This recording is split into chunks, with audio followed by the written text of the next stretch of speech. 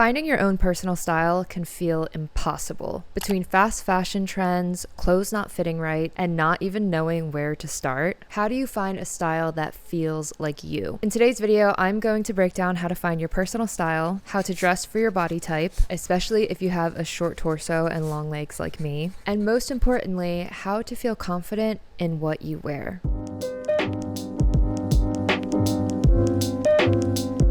I know this may sound backwards, but here's the thing. You can wear the most aesthetically pleasing outfit for your body type and still feel awkward. And that is why the first thing that we're going to be talking about is confidence. Confidence is the foundation of any style.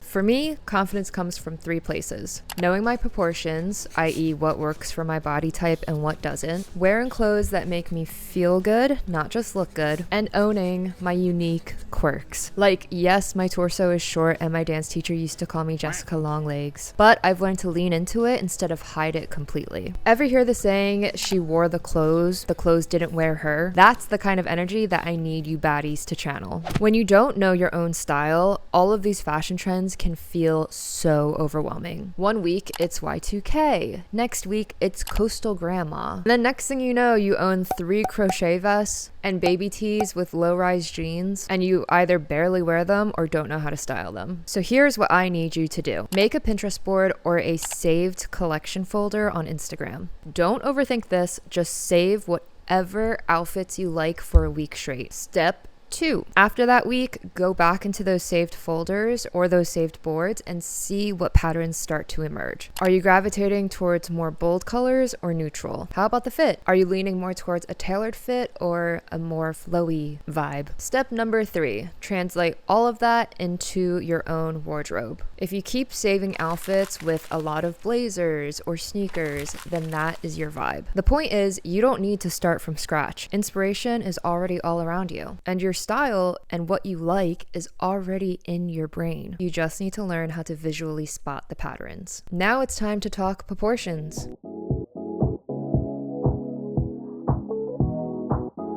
Whether you have a short torso and long legs like me, or maybe a long torso and shorter legs, or maybe you have average proportions, both equal sized torso and legs. Are you more pear-shaped, hourglass-shaped, triangle-shaped? There are so many different types of body proportions and body combinations out of all of what I just named. Learning how to dress to your body type and learning what silhouettes complement your body type is, in fact, a game changer. Unfortunately, for all of my other body types, this section is not for you because I only know how to dress for short torso and long legs, which is my exact body type. So for my baddies out there who have a similar body type, then this portion of the video is for you. If not, then just scrub and skip to the next section. I'm sorry. All right, baddies, listen up. You have a short torso? Elongate that shit. You have long legs? Make that shit balance out. Here is exactly what you need to be on the lookout for when shopping, and here is exactly what you need to avoid in order to save yourself from looking like an awkward mess. Mid-rise jeans.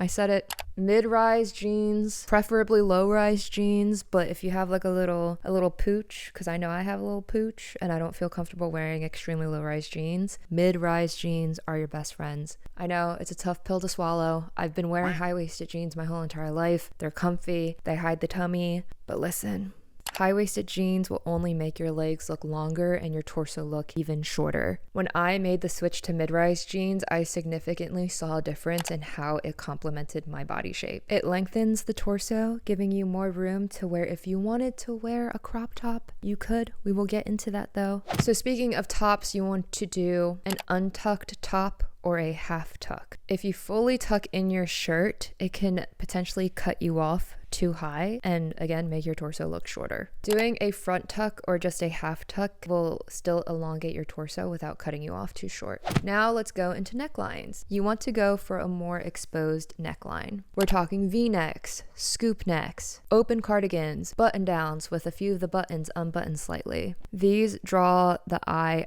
up and down so it doesn't cut you off again too high up here. So within the same breath, you want to avoid boat necklines because it can cut you off too much up here and make your torso look boxy. I've heard the same goes for off the shoulder tops, but I personally love a good off the shoulder top. I feel like it feels so girly and feminine. So the way I bypass that is by buying off the shoulder tops that run longer so that it still looks like you have a longer torso. And speaking of long run tops, donate the crop tops. I know you don't want to hear that. I myself still own a few crop tops. But donate as much as you can because they can make your torso look extremely short. And the last thing to make note of, belts. Your belt placement matters. Avoid having belts sit super high on the waist because, again, cuts you off, makes your torso look smaller. And opt for a slightly lower belt placement to make your torso look longer. And another neat trick to keep in mind is that if you find a belt the same color as your top, pair that together because it creates the illusion that your torso is running longer. For instance, if you have a black belt, pair it with a black top, and it'll trick the eye into believing that the torso is running longer.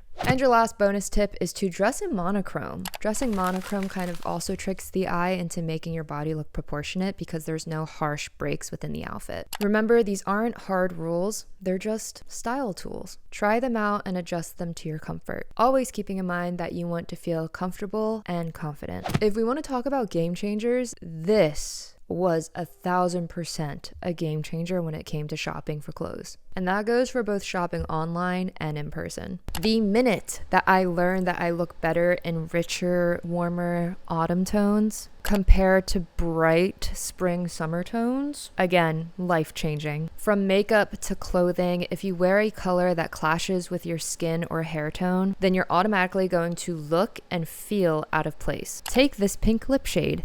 Cute color, but not for me. Versus this deeper maple color, the difference in these lip shades. The maple one, it just lit up my face and brought out my eyes significantly better than the summery pink. Same thing with tops. Wearing bright tops just seemed to wash me out, but sticking to warmer, deeper colors like navy blue, forest greens, or chocolate browns just complemented my skin tone so well, at least in my opinion. If you guys think differently, then please let me know because I just feel like I'm an autumn girly. But this doesn't just go for me, it goes for you too. If you're an autumn girly, that doesn't mean that you can't wear certain like floral colors. If you want to wear pink, you can still wear pink, just not a pastel pink. You have to be mindful of finding the right shade of color that will complement your skin tone. Once you know your style patterns, your color palettes, and what flatters your proportions, it's time to slowly start building your wardrobe. Emphasis on slowly. Do not blow your budget all in one go. Here are 3 things that you should always keep in mind when shopping for clothes. Identify the gaps in your wardrobe. Do you need a pair of mid-rise pants? Are they light wash, dark wash? Do they have rips in them? What about a blazer? Is your closet missing a black blazer? Maybe you would like a gray blazer. And this goes for shoes as well. Only buy pieces that you truly need. This leads into my next advice, which is starting with your basics. Basics, or as other people online like to call them, a capsule wardrobe, are essential pieces that can work with multiple different outfits and give you multiple different styling options. This can include a standard pair of denim, a plain white t-shirt, a long sleeve t-shirt, staple graphic tee, blazer, A-line skirt, mini skirt, you get the point. And last but not least, sprinkle in statement pieces.